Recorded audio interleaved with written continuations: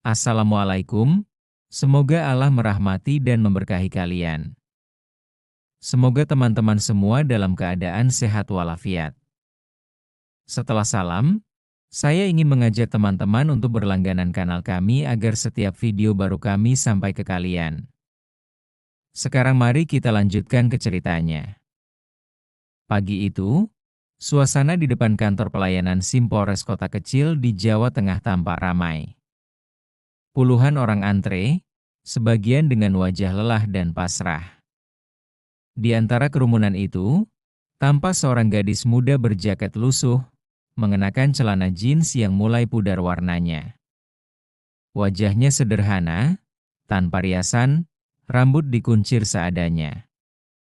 Namanya Rani, 23 tahun, pekerja toko yang sedang mencoba mengurus SIM C-nya sendiri. Dia datang dengan motor tua Honda Supra 2003 milik almarhum ayahnya.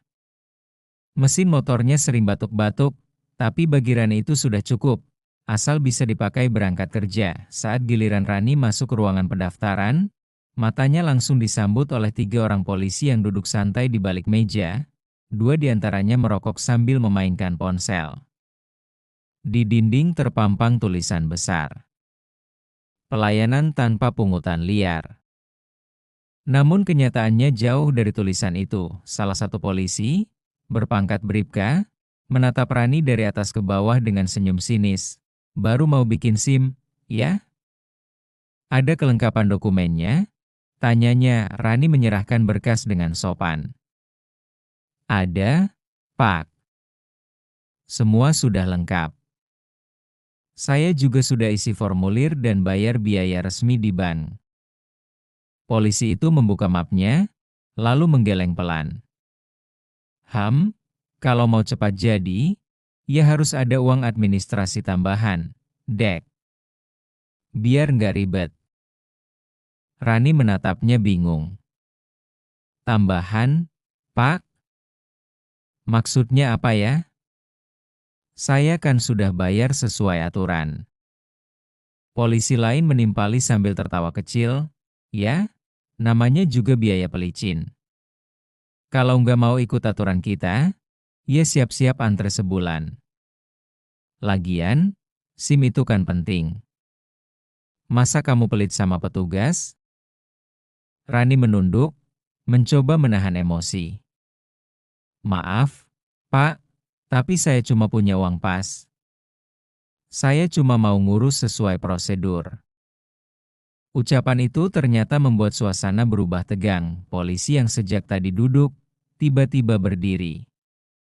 "Kamu ngelawan, ya?" katanya sambil menepuk meja keras. Rani kaget, tapi tetap mencoba tenang. "Bukan, Pak. Saya cuma..." "Diam," bentak polisi itu sambil menuding ke arah Rani. "Kamu pikir kami ini siapa? Mau ngatur-ngatur?" Beberapa orang di ruang itu langsung menunduk. Mereka tahu, kalau sudah berurusan dengan polisi seperti itu, biasanya ujungnya bisa panjang. Rani tetap berusaha sabar. Tapi polisi itu justru semakin menjadi-jadi. Dia menarik tangan Rani dengan kasar. "Keluar. Gak usah ngurusin di sini kalau sok suci." Rani terseret beberapa langkah keluar ruangan. Orang-orang yang antre hanya bisa menatap kasihan. Tak ada yang berani menolong. Tapi sebelum keluar, polisi itu mendorong bahu Rani keras hingga hampir jatuh. Motor tuanya yang diparkir di depan pun ikut roboh. Suara benturan itu menarik perhatian banyak orang di halaman. "Pak, jangan kasar begitu, saya cuma mau ngurus SIM," teriak Rani sambil menahan sakit di bahunya. Namun polisi itu malah menendang motor Rani. "Dasar perempuan miskin, motor aja mau rontok, masih berani sok-sokan. Gak tahu diri." Semua mata tertuju pada mereka. Beberapa orang mulai merekam dengan ponsel, tapi polisi lain cepat-cepat membentak agar video dihapus. Wajah Rani mulai memerah. Matanya menatap tajam ke arah polisi arogan itu. Untuk sesaat, sorot matanya bukan lagi seperti gadis biasa, Ada ketenangan dan keberanian yang membuat polisi itu mendadak mundur selangkah tanpa sadar. Namun sebelum sempat berbicara, seorang polisi berpangkat lebih tinggi keluar dari ruangan belakang. Ia mengenakan kemeja putih dan celana taktis hitam. Tatapannya tajam dan tegas. "Ada apa ini?" bentaknya. Polisi arogan itu buru-buru memberi hormat. "Lapor, Komandan.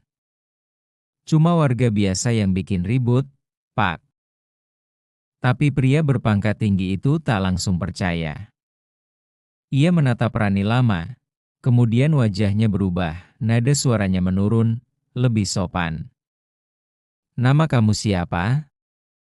Rani menatap lurus ke arah pria itu dan menjawab pelan, namun jelas, "Rani, Pak. Rani Pramesti."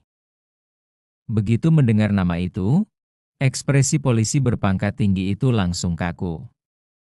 Ia menelan ludah, matanya sempat melirik anak buahnya yang baru saja berteriak dan mendorong gadis itu. "Rani Pramesti," ulangnya pelan. "Yang dari satuan itu?" Rani hanya menatapnya tanpa menjawab. Tapi tatapan itu saja sudah cukup menjadi jawaban. Beberapa detik kemudian, suasana kantor SIM itu berubah senyap.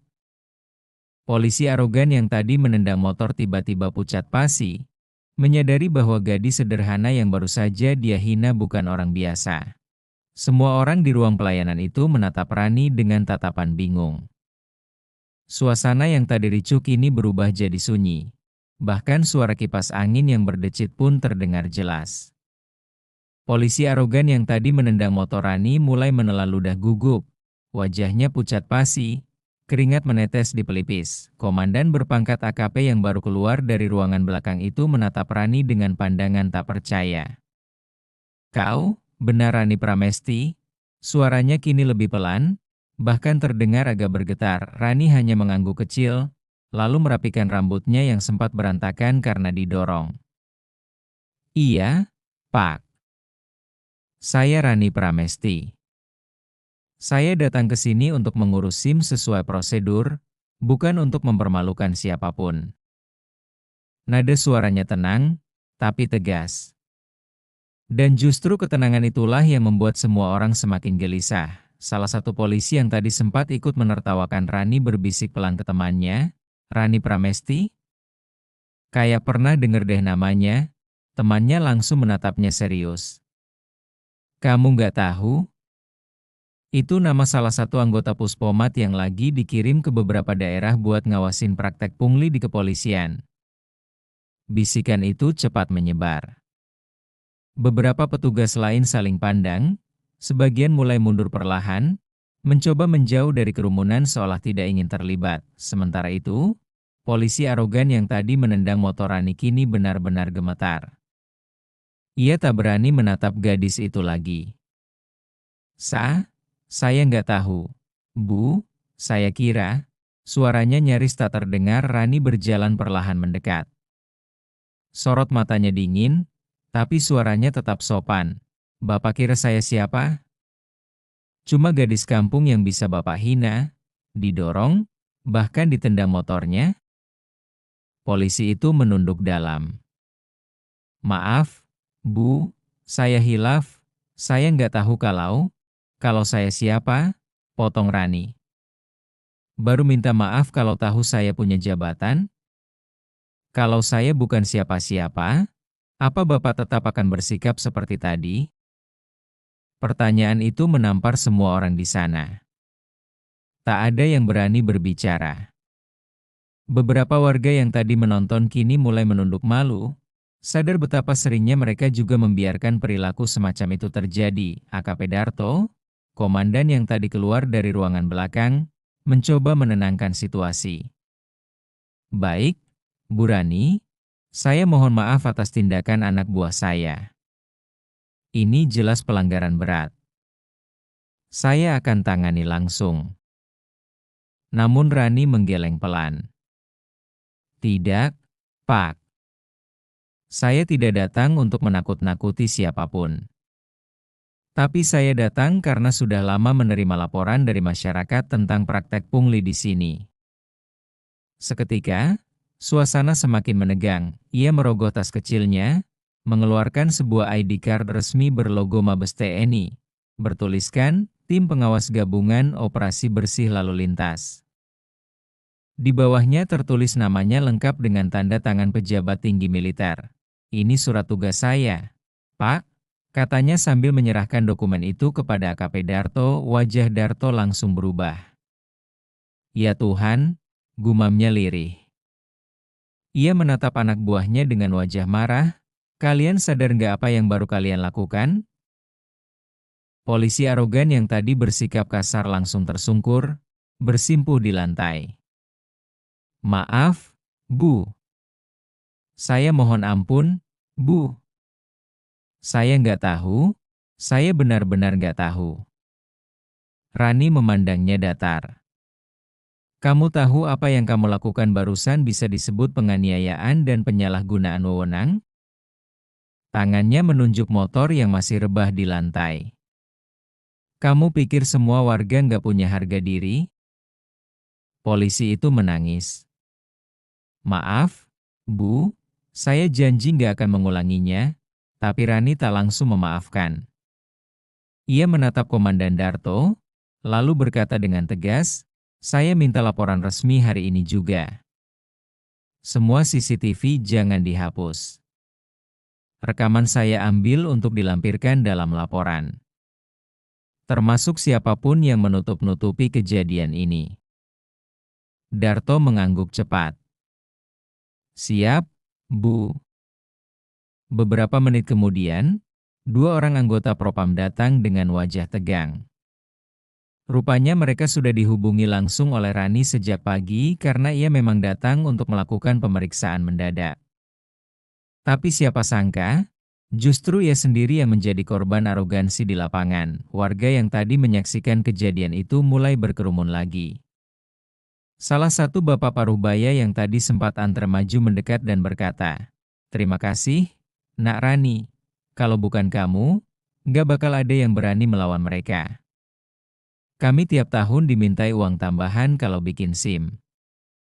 Udah kayak aturan baru aja. Rani menatap warga itu dan tersenyum kecil. Bapak nggak perlu takut lagi. Semua sudah saya catat. Kalau ada yang coba-coba pungli lagi, langsung laporkan ke saya atau ke Propam. Setelah itu, ia membungkuk sedikit untuk memungut motornya yang tadi ditendang. Namun, beberapa anggota Propam langsung sigap membantunya. Salah satu dari mereka berkata pelan, biarkan kami yang urus, Bu. Motor ini jadi bukti juga. Rani hanya mengangguk. Ia lalu menatap polisi arogan itu sekali lagi, pandangan yang tak akan pernah dilupakan orang itu seumur hidupnya. Saya nggak akan balas kamu dengan kekerasan, ucap Rani pelan.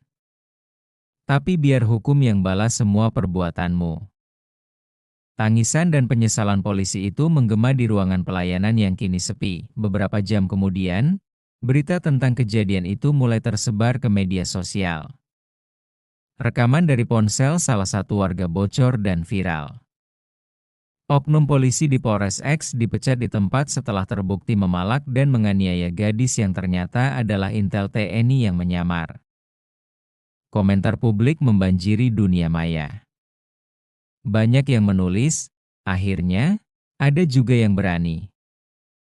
Sebagian lainnya menulis, kalau semua rakyat seberani dia, negara ini udah bersih dari pungli. Sementara itu, di ruang Propam, Rani duduk dengan tenang menandatangani laporan resmi. Komandan Darto berdiri di sampingnya, kini dengan sikap sangat hormat. Sekali lagi saya minta maaf, Bu Rani. Kami kecolongan. Saya janji, ini terakhir kali terjadi di satuan saya. Rani menatapnya lembut. Saya harap begitu, Pak. Karena kalau rakyat sudah kehilangan kepercayaan pada penegak hukum, negara ini akan runtuh dari dalam. Ia lalu bangkit, menenteng helm dan tasnya, dan berjalan keluar. Langkahnya ringan, namun setiap langkah itu seperti meninggalkan pesan. Kebenaran tidak butuh seragam tinggi atau pangkat besar. Cukup keberanian dan kejujuran di luar, angin sore berhembus pelan. Rani menatap langit, lalu tersenyum kecil. Motor tuanya masih disita sementara sebagai barang bukti, tapi ia tidak keberatan. Karena hari itu, ia tahu satu hal, keadilan masih bisa hidup, meski harus dimulai dari satu gadis sederhana yang berani berkata, tidak pada ketidakadilan.